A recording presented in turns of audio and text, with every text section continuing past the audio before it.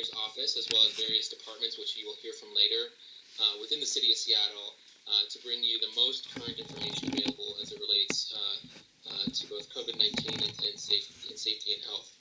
I know Mayor Gerkin and the directors joining her today are eager to hear your questions related to the COVID-19 pandemic, issues around policing and the FBD budget, as well as concern over the West Seattle Bridge, updates there, and transportation impacts.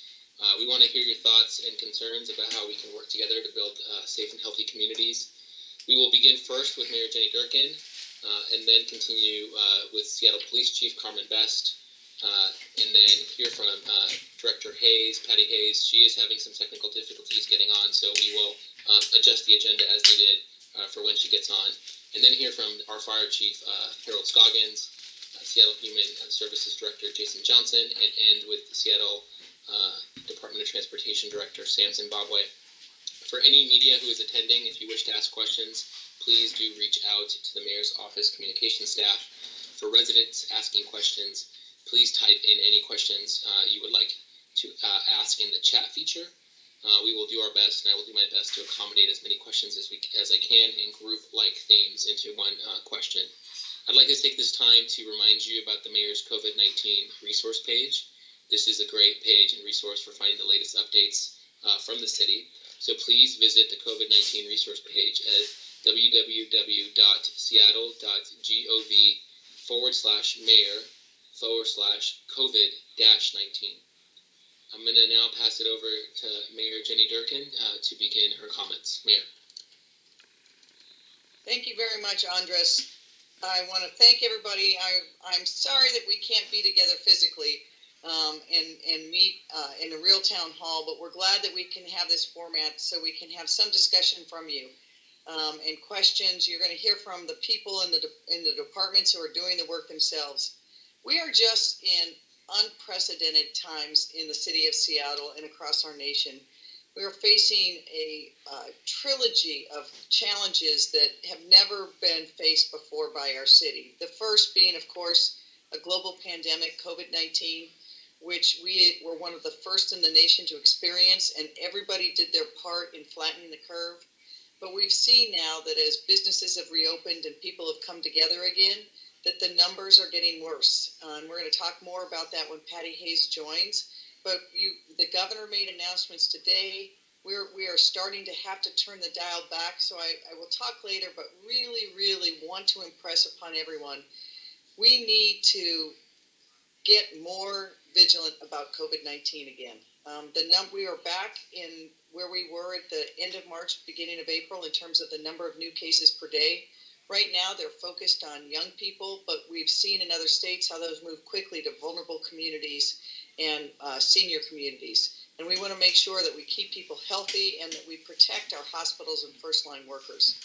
Of course, with COVID has come just an economic devastation that we've never seen in our city before. It's at crisis level for so many people. We've seen small businesses close and tens of thousands of Seattleites and workers out of work. Both the health impacts of COVID and the economic impacts of COVID have fallen disproportionately on our communities of color. More of our communities of color have experienced health consequences, and more of them are also experiencing the economic consequences. Our government has worked really hard in the city to try to get our resources together to give direct relief to people that have been hurt the most by COVID, whether it's our small businesses, our families, or our immigrant and refugee communities. But we've seen in the new numbers also that the numbers continue to go up disproportionately for our communities of color, particularly our Latinx communities. So we hope to get some questions. We had a roundtable today with leaders from the Latinx community to get more help in community from that. The third challenge, of course, is the civil rights reckoning that we're seeing across this nation resulting out of the murder of George Floyd, which brought to light once again the hundreds of years of systemic racism built into every institution, including how we do policing in America. And that itself has also led to broad discussions about policing and whether policing should be defunded, as well as how do we make more investments in community so that communities are healthy and thriving. Chief Bess and I have laid out our vision for this year's and next year's budget at the Seattle Police Department. That budget is driven by the principles that yes, we can do more for community, and we can reimagine policing so that when someone calls 911, they get the help they need. And sometimes that help is a police officer and you need them right away. Other times it will be a different kind of help that you need, like a mental health care worker or the like. We want to make sure that we can build up that capacity so that help can be available 24/7 in every part of our city. Chief Best and I have also made clear that we think that cuts that are too drastic will compromise community safety, and the chief will be addressing that for you. So we know that there's a lot of questions both about the pandemic, which Patty Hayes will talk about, the economic downturn, which we'll also talk about. The fire and police chiefs are here to talk about public safety. And then if it wasn't enough, West Seattle has its own special impacts with the loss of the West Seattle Bridge. In any other time, that would probably be one of the key crises we were dealing with. And we know how important it is to the West Seattle community. So we have Sam Zimbabwe here to answer your questions. Know this, even this week, I was trying at every level to find funding for a new West Seattle Bridge or reconstructed West Seattle Bridge. I talked to both of our U.S. senators and to the governor. I declared an emergency that would help us unlock additional sources for funding and give us the opportunities and ability to make improvements more quickly. We know it's a lifeline, not just for West Seattle, but for the port and our regional economy. A lot of the development coming to the port is going to rely on having that great freight corridor. We also know the impacts that this has had on people living in West Seattle and in places like South Park as traffic is diverted. So we know there's a lot to talk about tonight. Look forward to your questions, and now I'll give you to Chief Best, our Chief of Police.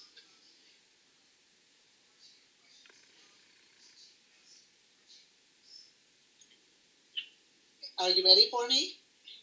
Great. Great. Thank you. Thank you, Mayor, for gathering us here today. I love West Seattle, and I always look to West Seattle for a great time when I take my daughters out to Salties. I spent so much time in South Park walking around and speaking with people and eating at Jalisco. And really, I walked and eaten probably in every neighborhood of the city, but I really, truly enjoyed my time in West Seattle. I want to give everyone an update on policing issues in general and here in West Seattle, as well as where things stand on police reforms. First, as I hope most of you know, you have a new Southwest Precinct Captain, Captain Kevin Grossman. I know everyone had great connections with Captain Pierre Davis. He did absolutely wonderful work here, but we need to give all of our staff different opportunities. Captain Grossman is great. He has the experience and the connection to the city to build on the great work that Captain Davis has already done. And Captain Davis will continue his amazing connections and community efforts as a captain in our Collaborative Policing Bureau. Anyone who is paying attention to the news has to be aware that we are dealing with a sharp uptick in shots fired and gun violence, including homicides, in the past few weeks, all across the city and in the region. This, all while continuing to try to keep everyone safe during ongoing demonstrations, some of which have been particularly violent. We are actively investigating close to a dozen shootings since last Thursday, including the deaths of 4 Black men. Overall, there have been 31 homicide victims this year. Last year at this time, we had 19. Some of these are connected to ongoing retaliations and situations. Others are one-off interpersonal disputes. Our officers and detectives have made arrests or identified suspects in 17 of the homicides so far. That's a clearance rate of about almost 60%, which is good because that's for this year's homicides. Last year, overall, they cleared 72% of homicides, and all of this takes a tremendous amount of work. The national average is about 62%.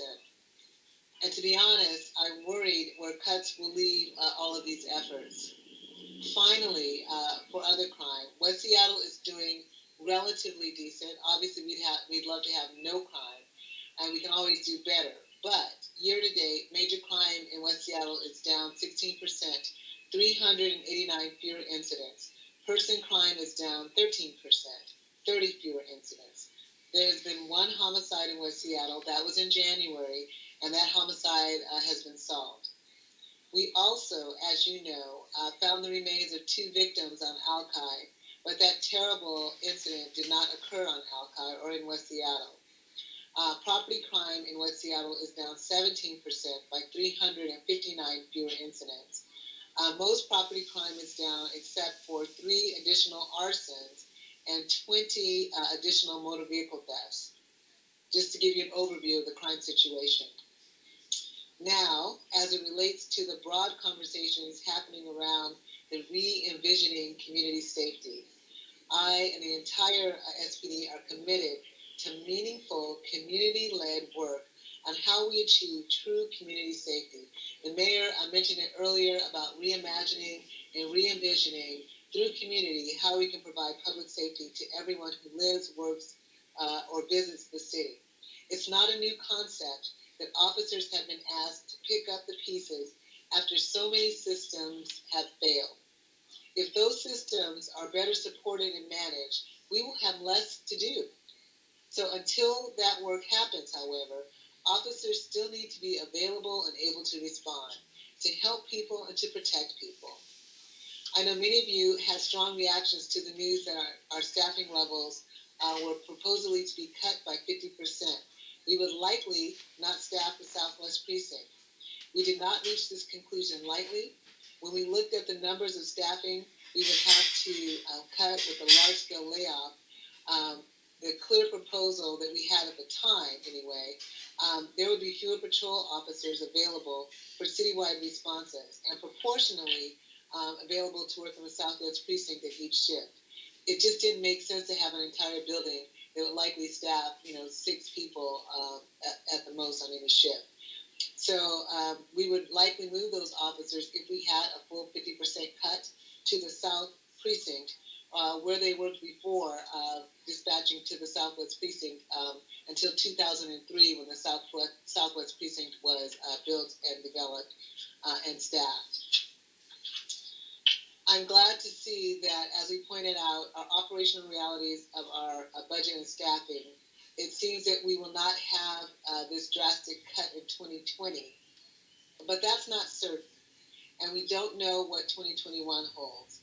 I have my team consistently and constantly working to figure out how we can deal with a variety of budget scenarios while it's being worked through. At the end of the day, what we really want is to make sure that everyone in Seattle has as much protection and community safety as possible. And so we're working through all those scenarios, but we will have to deal with the numbers as they are presented. My commitment is to put most of our resources into 911 response. We have to maintain our ability to quickly get to in-progress crimes, especially when they involve life safety. We are actively participating in the initial conversations around what types of calls we don't have to respond to. But if we cut officers first without a plan, we'll have to figure something out. So today, moving forward, I need to hear from community. That is why the mayor has brought these groups together, the people that you're going to hear from later, so that we can address your issues and concerns. And I know that she is absolutely wanting to hear from everybody so that the best decisions possible are being made. We want to make sure we know what community safety looks like for all of you. Broad policy and budget conversations are what happens in City Hall. I need to hear, and the mayor wants to hear, what you want to see from you, the people and the residents that we're here to serve. So thank you all for inviting me. Thank you, Mayor, for convening this meeting, and I look forward to the conversation and the discussion to follow. And that's all.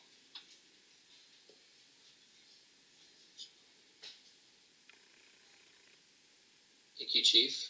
I think we're going to go to Director Patty Hayes next to talk a little bit about updates around COVID-19 activity. Director Hayes. Thank you. Hello, everybody. I am a West Seattle resident, so it's delightful to be with you tonight and to talk about where we are at.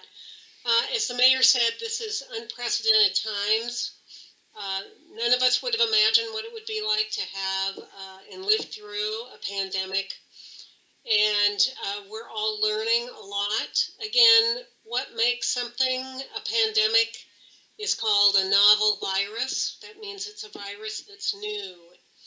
It's new because we don't have any immunity to it. It's new because we have to learn what treatments work. And it's new because we don't have a vaccine. So those three things make a pandemic particularly dangerous. And we have seen throughout the last 6 months the learning that we're doing. I call it science in action, that we're translating into how we're strategizing and working with the city with our strategies for dealing with the outbreak. Currently, since the beginning of the phased approach from the governor's order, we have been expecting to see an uptick in the virus activity and the outbreak because people are around each other more now. And indeed, that's what's happening. And you'll see with this slide that's in front of you, this is the key indicators. And if you haven't looked at our dashboard, the web address for that is at the bottom of the slide. You'll find lots of information. We have a number of dashboards there. This is the one that indicates our accountabilities in terms of looking at how we're doing in this outbreak with the different measures that the governor and the Secretary of Health have established. So what we know right now is we've had an uptick in the outbreak, and we are seeing around 95 cases per average 100,000. That's the measure. What this means is that there are more and more people who are out and about.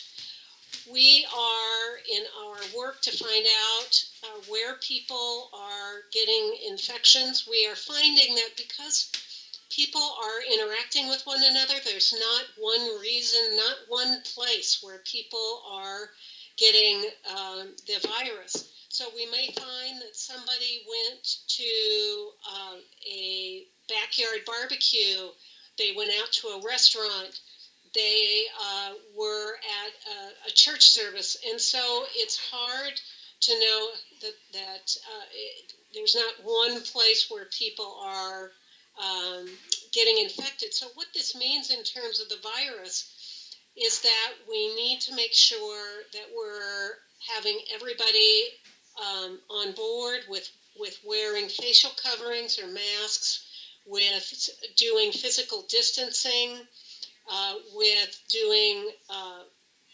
hygiene measures of washing your hands and staying home if you're not well. One of the things we've learned about this virus is that a person can expose people to the virus, can actually transmit the virus up to 2 days before they have symptoms. And a lot of people just have very mild symptoms. So it's a real challenge to see where this virus is going. We do know that our communities of color experience disproportionate impacts of COVID-19. And this relates to long-standing disparities for these populations. It has to do with the fact that many of them are essential workers. Many of them are in jobs where they must work for their families. So we are working with those communities to try and make sure that they get the support they need. The virus doesn't respect any certain action right now. It's looking for ways to spread. So we have a strong focus on testing with the city's great partnership, and you'll hear from Chief Scoggins about the effort. We've had with the city a wonderful partnership on testing that's made an amazing difference. We're expanding it. We are also moving more testing into the south end of the county where we know that there is higher level of the outbreak happening. We know that the younger folks right now are experiencing more of the outbreak, and that's because they're congregating. But all that means is that in a matter of time, it will go up. So right now, A majority of the outbreak is occurring in people under the age of 40, but we're already seeing an uptick in folks that are 40 and above. And with what happened in other places like Florida, Texas, Arizona, and California, we see the outbreak move from these younger populations who may not need to be hospitalized, but they certainly do infect other people. It goes to an older, above 40, and folks that have chronic conditions, etc., can get very ill, get hospitalized, and then, of course, like we had in the very beginning, we had the outbreak in a nursing home here. And so it's very important for us to do the contact tracing. You see that we've hired over 40 people to do that. We're bringing on about 10 additional contact tracers every week right now. And we're assisting people in what they need to do to isolate and quarantine themselves. The hospital capacity, the healthcare system needs to have the capacity to take care of folks for as this outbreak goes on, and until we get a vaccine. I wish I could tell you exactly when a vaccine is going to be available. There's a lot of hope that it will happen next year, but until that time, we need to support the community well-being and mental health while this very, very traumatizing event is happening, and while people need to continue to do the basic things, the facial coverings, physical distancing, the staying home if you're ill, and frequent hand washing or use of hand sanitizer. And I must say, as I was looking at Alki Beach last weekend, because I ride my bike up and down, I like to watch what's happening. I'm seeing a lot of people trying to physically distance, but I'm also seeing a lot of young families and families with extended family meeting in larger groups. And when they're waiting to be seated in a restaurant, I see them congregating outside. I would really ask for your partnership in this. If we're not diligent, we will have to, as the mayor said, it risks our economy, it risks our small businesses. So we really need to all participate. So I would ask you to join me in that. I always have my mask. Here's mine. Have with me today. So I'm very happy to be with you today. Happy to answer questions later. So thank you so much.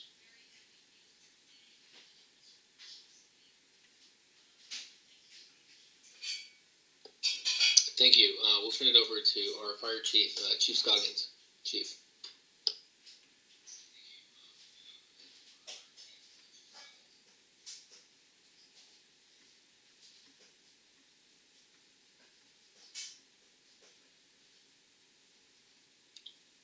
Chief, looks like you're muted if you want to unmute, and then we'll get started. Let's see. How about that? Are we going there? You're good. Okay, good. So I'll do two brief updates this evening, and I'll say good evening to everyone. The first update I'll start with is our West Seattle fire and EMS responses. As you all know, the West Seattle Bridge has now been closed for a few months now, and many of you may be aware that since that's occurred on June 1st, we added an additional ladder truck, ladder 13, running out of Fire Station 37, which is on the southern end of West Seattle, and Medic 26, that's running out of Fire Station 26. And since we've added those units to the West Seattle response, what we're seeing is we're holding strong on our response times, and our medic responses, which is those critical responses, advanced life support responses related to cardiac arrest, stroke, or respiratory issues, we've actually improved our EMS response because those responses are there. So that's a good sign. We saw that as a need, and thank you to the mayor and the council for supporting that need, and West Seattle is benefiting from that need. So that's important. It's just been over 6 months now that we have been in this pandemic and this COVID experience, and I can remember it was on January 22nd when I sent a communication out to the Seattle Fire Department on the coronavirus, alerting the department. And as I look at the calendar today at July 23rd, and I think how far we've come on so many fronts. Many of you may know that we started our first responder testing site back in March and trying to create a pathway for first responders to get tested, so we understood if they had COVID-19 to protect them and their families and the community, so we didn't have infected firefighters responding. And then from there, we transitioned into testing people who have passed away out in the field to understand the impacts of COVID-19 there. From there, we continued and transitioned into testing in nursing homes and assisted living facilities and adult family homes to help with the community's response and partnering with Seattle King County Public Health. And it's been a great partnership over the last several months. And on June 6th, we opened up, under the guidance of the mayor, our 2 Seattle community testing sites in partnership with the University of Washington. So since June 6th, when we've opened that first site, we have tested now just over 68,000 community members for COVID-19. And what we're seeing is an infection rate of about 2.8% over the last 14 days. And you have a slide in front of you, and this is our rolling 14-day average where you can kind of see what's been happening and the number of tests per day. Between these 2 sites, we're averaging over 2,000 tests a day at these sites. And what the map shows on the right there, it shows the hot spots that we're paying attention to. And this information is in public health's hand, but it's also in our first responders' hand. So if our first responders are out there and they know the hot spots, they can prepare accordingly. So as we go forward, I want to continue to echo what Director Hayes said and, focus on wearing our mask and washing our hands and keeping our physical distancing because that's going to be important as we go forward. And I'll stop right there.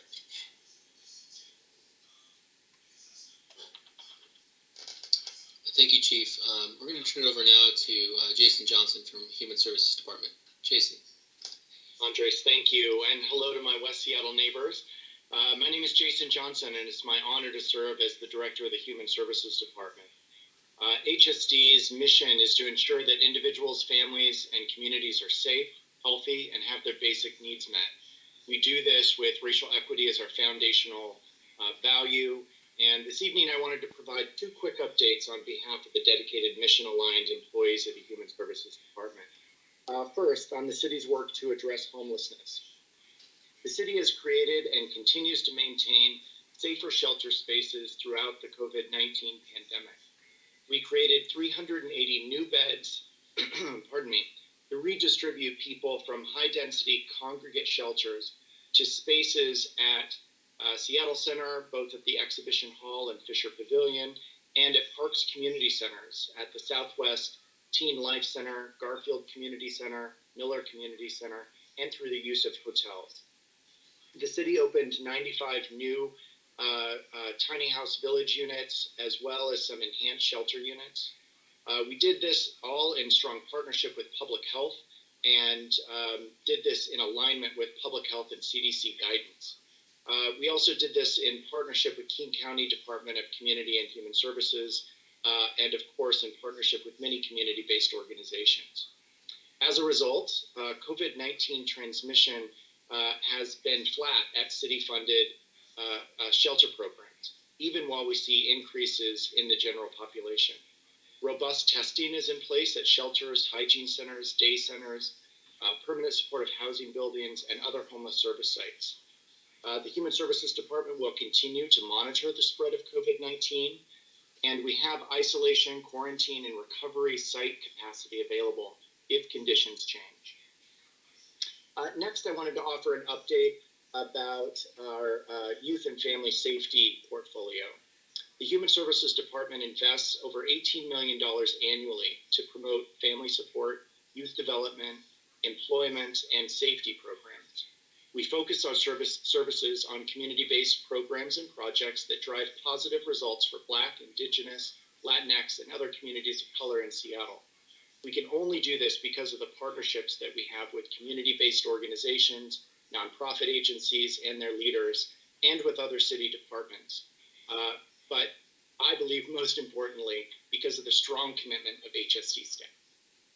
In 2019, the HSD released a safety RFP. Activities funded through this RFP focused on 18 to 24-year-olds harmed by the criminal legal system in Seattle. As a result of the RFP, along with other related contracts, HSD is investing over $6 million in youth safety this year. Some highlights from our safety investments are a commitment of $300,000 in 2020 toward a community critical incident response program to prevent and de-escalate potential incidents. In communication with Seattle Police Department regarding when and where incidences occur, the designated community-based agency will immediately activate 2 hospitals and potential hotspots to calm tensions. They'll also coordinate with community leaders who can regularly follow up with families of victims and perpetrators and leverage communities' knowledge about ongoing conflict. Community critical incident response priority population is youth or young adults who are gang involved in the criminal legal system or involved in incidents of community violence. Community Passageways is the community-based organization that is contracted to do this work. We also funded a youth consortium. This is a program that introduces youth and young adults 15 to 25 to civic engagement. By investing in youth through this program, HSD expects to prevent community crime by empowering youth and young adults to work together in a youth-led leadership program that reduces criminal legal system involvement through civic engagement and the promotion of system change for issues that matter to young people. 3 African-American-led community-based agencies are contracted to lead this work: Create Justice, Rainier Beach Action Coalition, and Community Passageways. The third is a program that I wanted to highlight is Reentry, Rerouting Indigenous Community Healing. In partnership with the Seattle Office for Civil Rights, we are investing in 2 Native community-led organizations to provide Native or Indigenous specific community healing practices for individuals re-entering community from prison. $250,000 was made available starting this month and through December of 2022. Chief Seattle Club is the contracted provider, and we're really excited about these investments in community safety. HSD is hard at work to support the city's most vulnerable communities. This is especially critical during the COVID pandemic. I want to say that we are available if you have any questions, or more importantly, if you need help. We have a lot of information on our website, seattle.gov/human services. Thanks for your time. Thank you, Jason. I'll turn it over to Sdot Director Sam Zimbabwe. Sam. Good evening, everybody.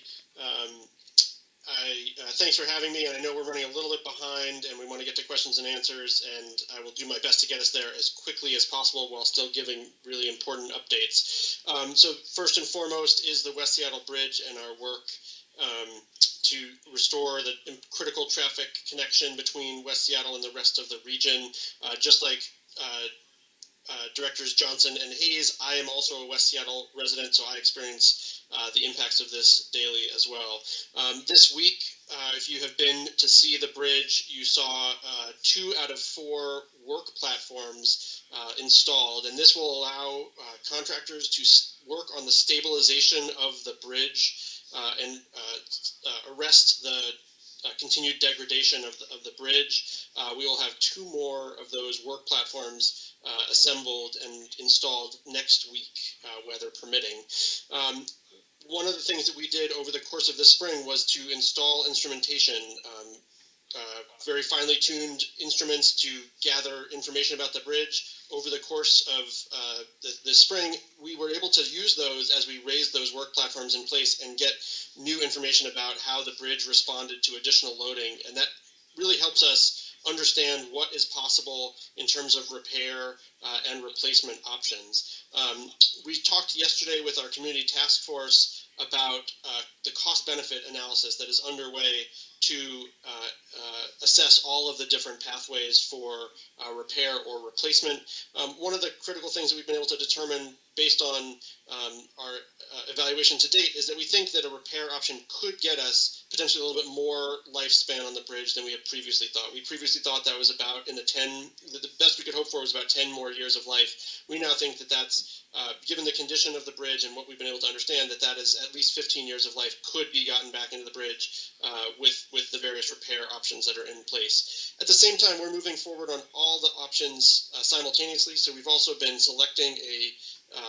working to select a design team that would design an ultimate replacement if we go in that path, and that replacement still has multiple options, from a more limited replacement of just the three center spans of the bridge to a full replacement of the connection between the existing viaduct structures on both sides to even exploring tunnel options.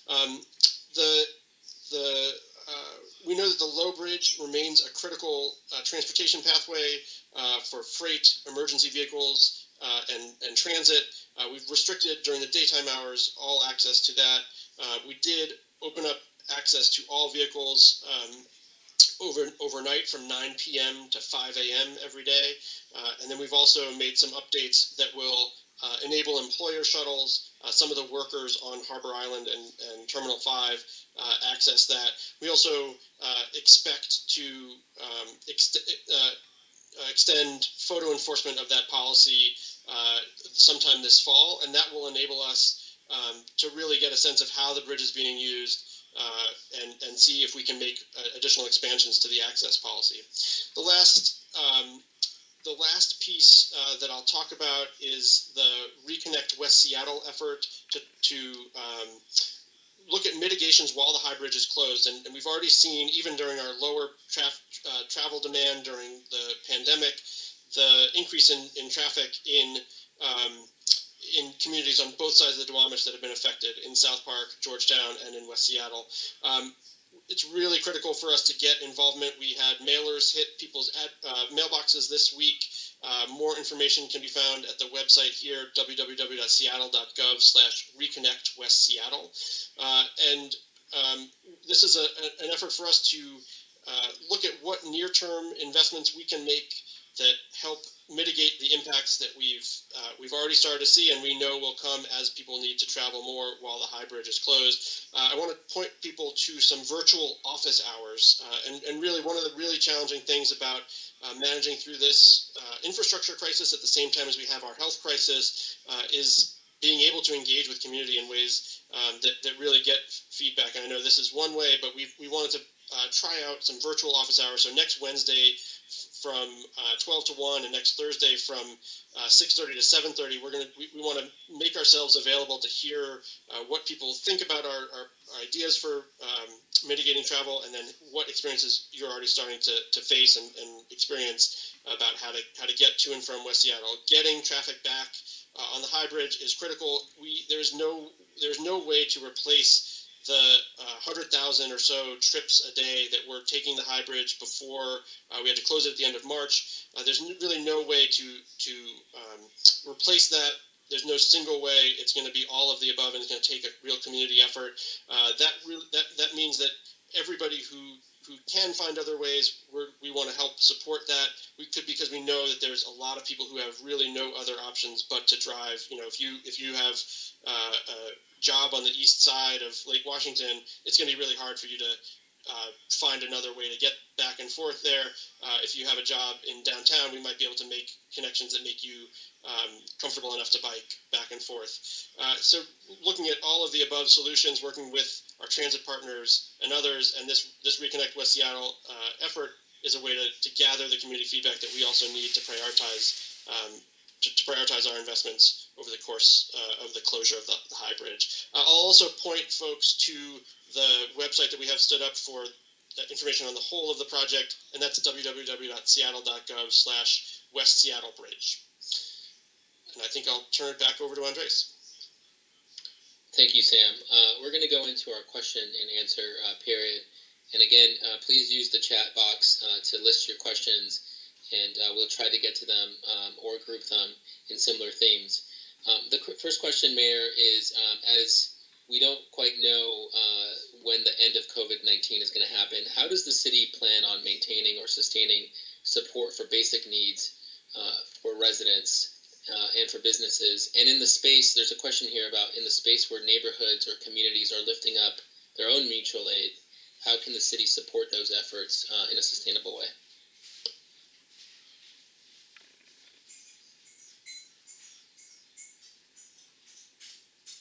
Mayor, you're muted.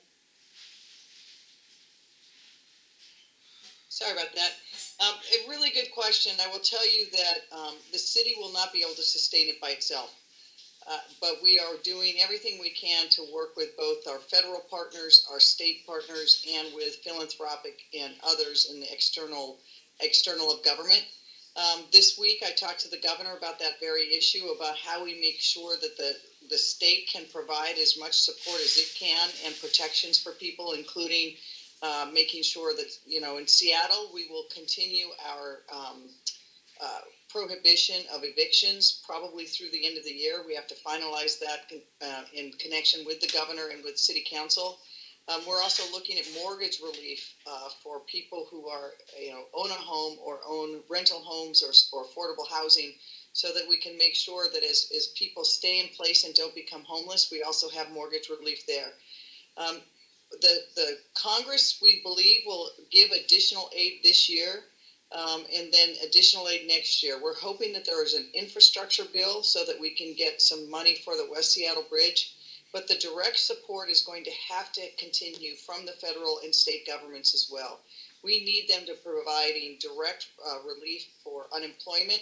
I think that the paycheck protection that Congresswoman Jayapal has proposed is really a way to go, so that people can stay employed and small businesses know that they can have employees.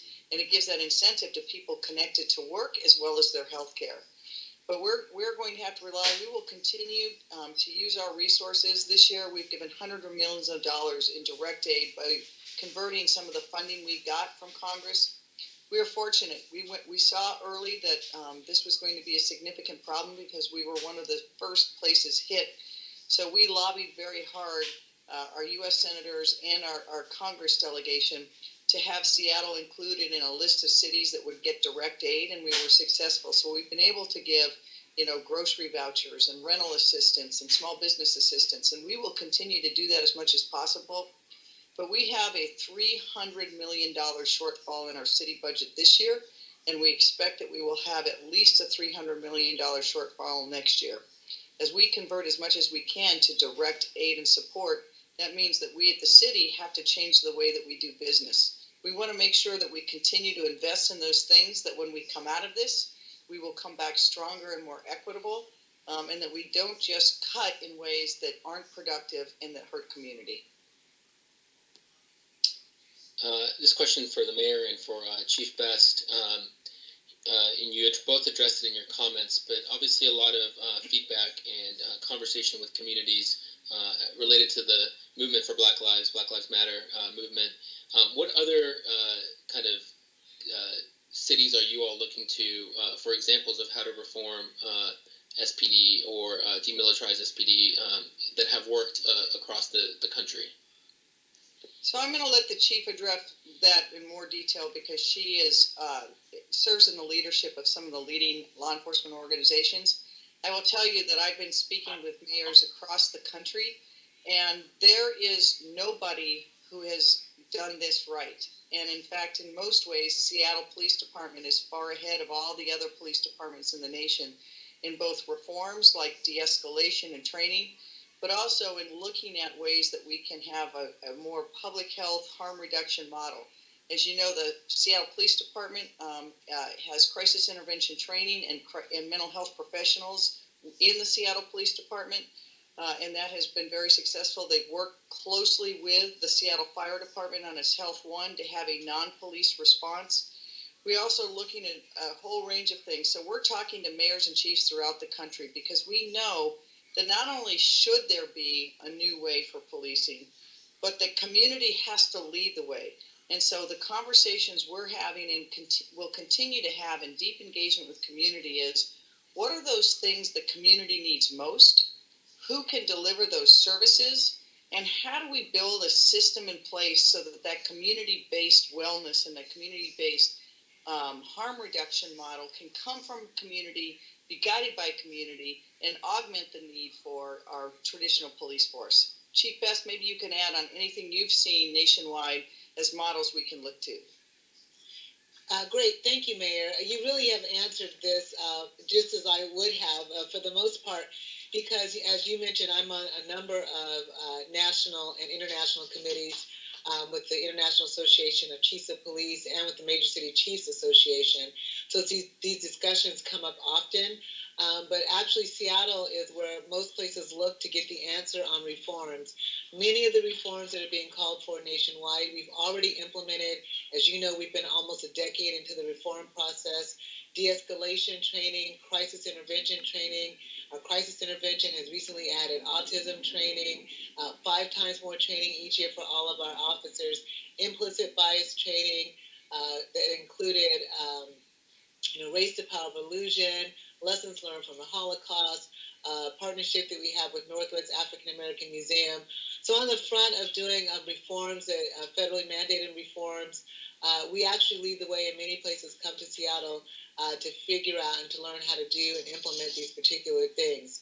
That said, we also know that we really need to look to community even more to have that real-time engagement, as you mentioned, Mayor, for the re-envisioning and the reimagining how we can do policing. I mentioned it in my prepared comments that we know that there are a number of things that officers respond to that might be better responded to by other organizations. However, we're available 24 hours a day, 7 days a week. So at 2 in the morning, if somebody's in crisis in the middle of the street, the people that they call 911 and officers respond. If another system is available for people to get that level of service, certainly we would support that. We support what the community needs and wants, but it needs to be community-led, as you mentioned. Additionally, we recently had a whole series of demonstrations. There was a lot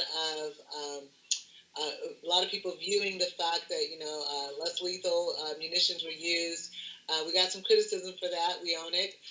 So in the process of that, we went to the Center for Policing Equity, run by Phil Goff, to do a review and provide recommendations on how we might do that better. I also was part of the International Association of Chiefs of Police. They convened a group of international cities to come together and talk about how they're dealing with crowd management, from France to England to Scandinavian areas as well, to look at Canada, to look at how major cities, no matter where they are in the world, how they address these particular issues with crowd management, particularly when small groups embed themselves into the larger group and wreak some havoc. And that discussion will continue with even more cities across the country. So we always are looking at improving. We're always looking at continuous innovation, continuous improvement, and that's really a part of the iterative process of reform. A reform just doesn't start and end on a dime. It's a continuous process as we evolve and move forward. And Seattle, of course, has been looked at across the country as a leader, and still is looked at as a leader, even with our current set of challenges that we're working through. So I look forward to hearing, as we re-envision and reimagine policing, what the community has to say and how they want to lead this effort for their own engagement in their public safety. Can I add something to Andres? Yeah, go ahead, Mayor. I just want to add that the question was, what are other departments doing? I will tell you that one of the things I'm most inspired about is we can look right here at home.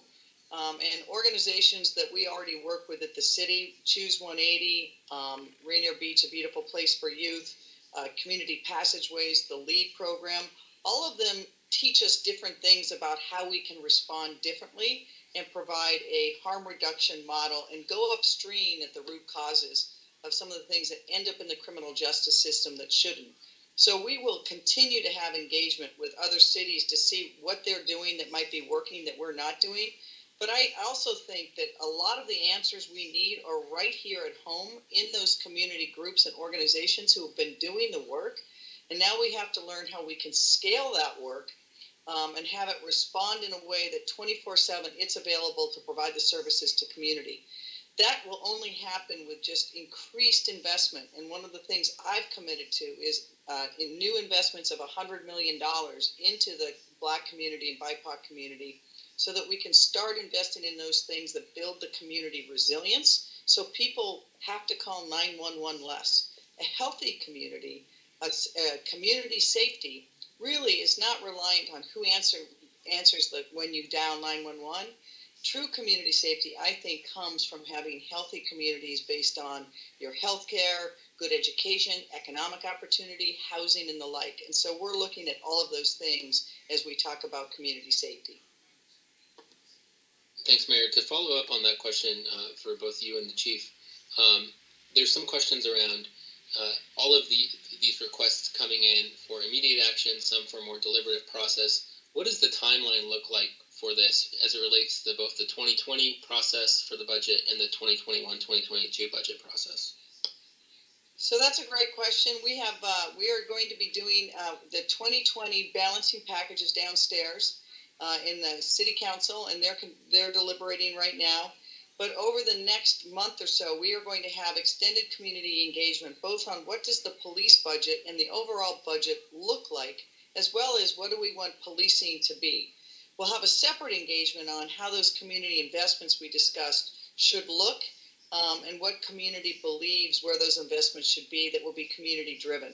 So we're going to have additional engagement, and West Seattle will be coming to you to make sure that we hear from people and they understand where their dollars are going, particularly in the police budget, and what part of that police budget that we hear from community that they'd like to see reduced and reinvested in community. And if I can add to that, we certainly support any of that reinvestment in community-based services that really help protect community safety. I think there's an intersection between public health and public safety and the ability for people to feel safe in their neighborhoods. That said, I would strongly encourage to have a plan to build around so that there's not a gap in services to people who really and truly need the services provided through either public health or public safety. Mayor, another question around this is, you outlined specific proposals right now as to what's on the table for defunding the police department in 2021? The chief and I had a press conference last week where we laid out some of the initial things that we wanted to do to reduce the police budget. And some of those will be what they call budget neutral. It won't be a cut in the sense that money's freed up for investment, and others won't. But there's two parts to reimagining policing, and one of the most important parts is what we've been talking about, which is what functions need to be done by law enforcement and sworn law enforcement. And as we look at the police department, the chief has really led the way in looking at her department and saying some of these functions don't necessarily have to live in a police department. And by having them outside a police department, it reflects the values that we want. So, for example, the 911 call center, if that's going to be what we use for any kind of help that comes to your door, that is already civilian staffed and doesn't necessarily need to be in the police department. Same with parking enforcement. Sam Zimbabwe, who was on the call here at Seattle Department of Transportation, that doesn't have to be a police function. It can move to the Seattle Department of Transportation. So we've outlined a number of specific things that we would move, in addition to some of the budget reductions that we would make that would free up money. Our final package won't be done until about the end of August. That's why we're going to be doing more engagement. That's when we send it to the City Council at the beginning of September. So there's still time for us to hear from you and to talk about the 2021 budget. I want to emphasize what the chief said, though. We are not looking for a target number, and I know that there's many people who believe that we should commit to defunding the Seattle Police Department by 50%. We're not looking at a fraction or a number. We're really looking at what is it that Seattle Police Department needs to be doing, and how much does that take to fund that? And part of that component is we will not make any suggested changes without a plan and without making sure that we can provide for the necessary community safety. And I want to, again, I rely heavily on the chief, who's, her 30-year plus career at the Seattle Police Department, she knows how every part of that department functions. I'm going to really rely on her to reimagine this, but we will have an open conversation with community. I'll say one last thing on this. I have said it before, and I believe that if you put community members at one table and police officers at another table, and you said, what are 3 functions that you think police do now that they shouldn't do? Those lists probably would be very similar. For example, the Seattle Police Department responded to almost 17,000 crisis calls last year. 17,000 crisis calls. If we had a way to go upstream so that those people did not need to call 911 for any reason, that would reduce the number. And we don't always have to send a police officer. I'm so happy to have Chief Scoggins here because we launched last year a project called Health One, so that when someone calls 911, if there's somebody who's in crisis and there's no crime involved, we don't have to dispatch a police officer like we were doing before. Because when police roll up, they had only 2 options really. Either arrest someone and take them to jail or take them to Harborview Hospital. We can do better than that. And so Chief Scoggins and the fire department devised Health One. And now instead of police rolling, we've got an aid car that rolls with a trained medic and a social worker. And we can spend the time we need to see what kind of help that person needs. We're going to be increasing and scaling up that kind of program, but I think that's the kind of health-based response we can do. But as the chief said, you have to have a plan in place and you have to have the resources so that you really do protect community safety at large. Thanks, Mayor. The next question is about, as we are seeing more people stay at home, what is the city prepared to do related to rising cases of potentially domestic violence or sexual assault? And have we seen that to be the case in terms of the calls into SPD or any of the services that maybe HSD provides? It's such an important question, particularly as we're looking now that we're in this for at least 6 more months and maybe longer than that. We could be about this time next year when we start to emerge from COVID. And the chief and I, literally in the first week of COVID, knew that this might be an issue. I'm going to let the chief address the things that the department has done and what we're seeing now. But I want to emphasize to anyone on this call or anyone you know, if there is an issue with domestic violence, they absolutely should call 911 because we have resources in place. We're working with very well-known community-based organizations and women's groups who have expertise in this. Chief, why don't you tell a little bit about what the resources we have and what we've seen on the front for domestic violence? Great, thank you, Mayor. Yeah, so initially, I can tell you that when the COVID-19 pandemic first affected our area, we saw a large spike in domestic violence cases, and we immediately joined in with our many stakeholders and partners in the domestic violence community. We put all that information up. I don't have it right in front of me at this moment, but we put all that information up, who to contact and how we were partnering on our website to make sure that people knew, and did a major education campaign about the uptick in domestic violence. We have a number of victim advocates who are employed with the department who made sure they were doing additional outreach. Because people were confined at home, we gave officers different cards, hotel places, so that we could transport from the field people to, particularly usually women and children, but not always, to shelters, to hotel rooms and other places to make sure that there was a consistent 24-hour day, 7-day-a-week response for domestic violence victims. And again, working very closely with our domestic violence community-based organizations. Additionally, with our KSARC and the King County Sexual Assault Association as well, to make sure that we had additional outreach there. And we found that it has tapered off from the pretty significant spike that we saw at the beginning of the pandemic. We're still keeping a close eye on it at this time, but we feel like that initial education campaign, making people aware, has really helped, because a lot of our first people who are the first reporters, I would say, because school was out and we weren't getting some of those same reports from other organizations, it really made it important that we were doing that additional outreach in other venues. Thank you, Chief. I want to turn to questions around the West Seattle Bridge now. Maybe for the mayor or for Director Zimbabwe. The impact and closure of the West Seattle Bridge on surrounding streets in Highland Park and South Park and other areas. And then a question about what does this all mean for the lower bridge in terms of the volume? When can it be open or reopened for broader traffic? Sure, I can start off on that, and we recognize that there are streets and parts of the city that have already seen increases in traffic from pre-COVID levels around the West Seattle High Bridge closure, and those are West Marginal Way, parts of South Park, parts of Highland Park. We've done things like installing the new signal at Highland Parkway and Holden. We've made some channelization, some roadway configuration changes along parts of West Marginal Way, and we'll continue to do those types of things. The Reconnect West Seattle effort is in part intended to highlight those things that we can do quickly and effectively, but within a constrained environment, and trying to prioritize just what those investments and changes we can make and what will be most effective and most appreciated by the community. So I really encourage folks to participate in that effort.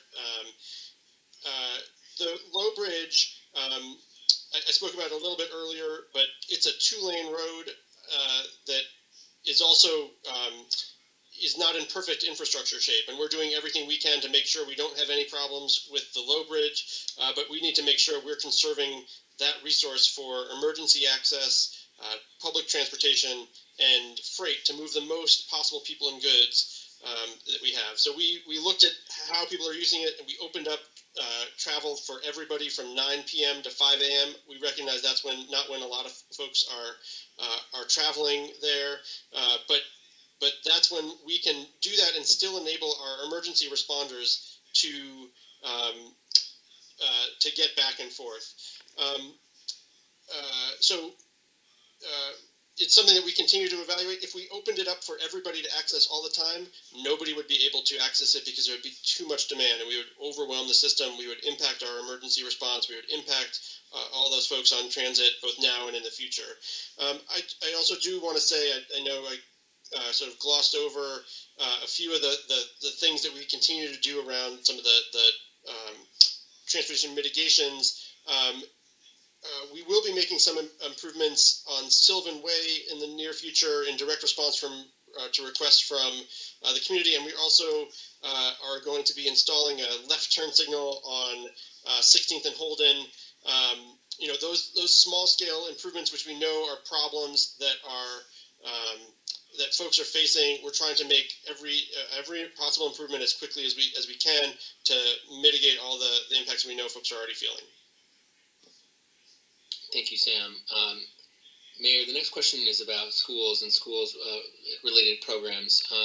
We just heard the superintendent make a recommendation to go online for the fall.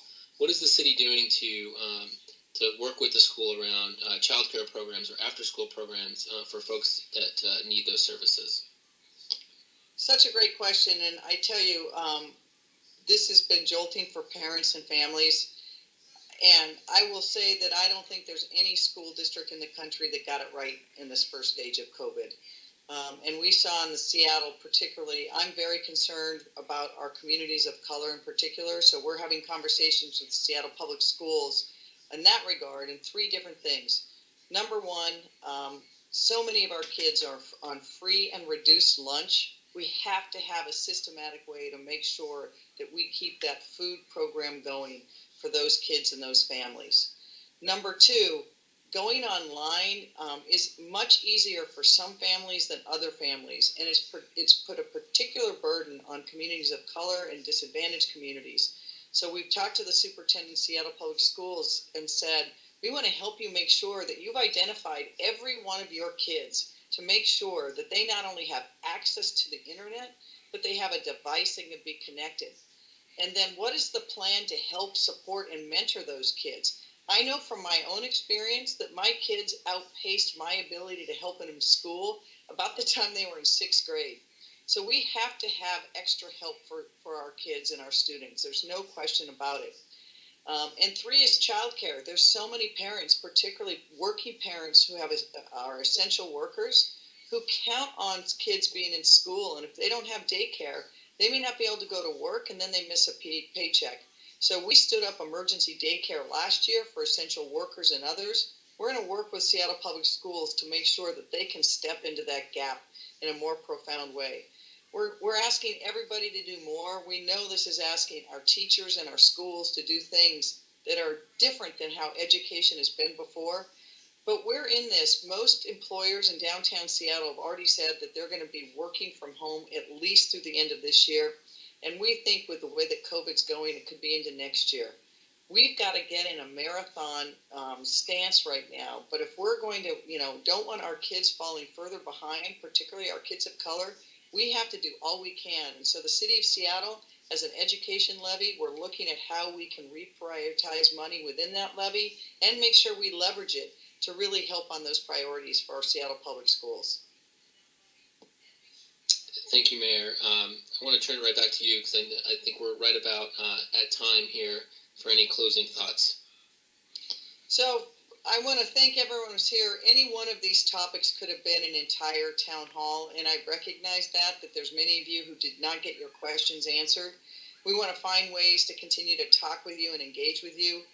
And I know that these are incredibly difficult times. I want to emphasize a couple things. Patty Hayes said it well, but COVID is here, and it's back, and it's almost as bad as it was in late March, early April. All of us have got to redouble our efforts. I know in this nice weather, it's hard not to go outside, to be with friends, to be with family. We broke apart so many of the social bonds. And all of us, I think, have gotten a little more lax. I know I have in some ways. And so we have to really be stringent and know that we're in this fight and we're in it for a long time. And so not having those social gatherings, really washing your hands and wearing a mask. Wearing a mask when you're in public protects you and protects others. If we all do these steps together as a community, I think that we can come through this better and stronger. But we're going to be in it for a long time, and the economic consequences to our city and to our communities and our families and our workers will continue to be really hard. The city and I will continue to listen, to hear what you need, to do all the best that what we can't do. We're going to be working really hard with our state and federal and county partners, so together we can really provide the assistance that people need to make it through this hard time. We know this economic downturn has been so hard on so many people, and we are doing all we can to see what we can do at the city, but also making sure that if there's ideas out there that the Congress and the federal government or the state should be doing, we're going to put pressure on. And so far, we have been able to work very well with all 3. We've gotten more federal aid than most cities in the country and more than probably any in the state. So we know it's been really hard. We also know, and I tell you that the civil rights reckoning that we are experiencing in a nation is a generational challenge, but it's one of the greatest opportunities in my lifetime to really rectify the issues that we've not been willing to address as a nation. And I think it starts with an acknowledgement and an apology as a nation to really acknowledge what institutional racism has meant to our country since the time of slavery, and how it has embedded itself in every institution we have. And it has led to so many of the disparities that we see today in the economy, in public health, in what's happened in COVID-19. And so we have an obligation to do all we can. And it is a difficult and tumultuous time. You have my commitment. We will look at policing to see how we can reimagine it, to make sure that it works for communities, and that the interventions that government has are positive ones, that we invest in those parts of community that make it healthy. You also have my commitment that I will do all I can to make sure that we can commit resources to community in a way we haven't done before, to really recognize and mitigate against all of the harms for generations. Our nation, and I think our city, has an obligation to do what's called reparations, to really acknowledge the harms that's been done and to try to make a community whole. We did that for Japanese Americans, recognized the harm we did. We could never make them whole for the harms we did. And we have to recognize we can't make people whole, but it's time we own up. Own up to our own omissions and commissions that have led to a system that has been unfair in every part of government. And so while I know that this is a passionate and heated time and that people passionately disagree on some issues, I hope we can agree that we can't be the city that we hold ourselves out to be if we're not really to do the hard work to make ourselves uncomfortable, but to also find paths to move forward, to make generational change, not momentary change. And so you have my commitment as mayor that I'll do that, and I know that all the people you heard from today on this phone who touch any part of that are as deeply committed as is almost every city worker that I've talked to. This has profoundly impacted everyone. We are in an unprecedented time, so unprecedented the word unprecedented doesn't seem to capture it. But we've never faced these challenges ever together.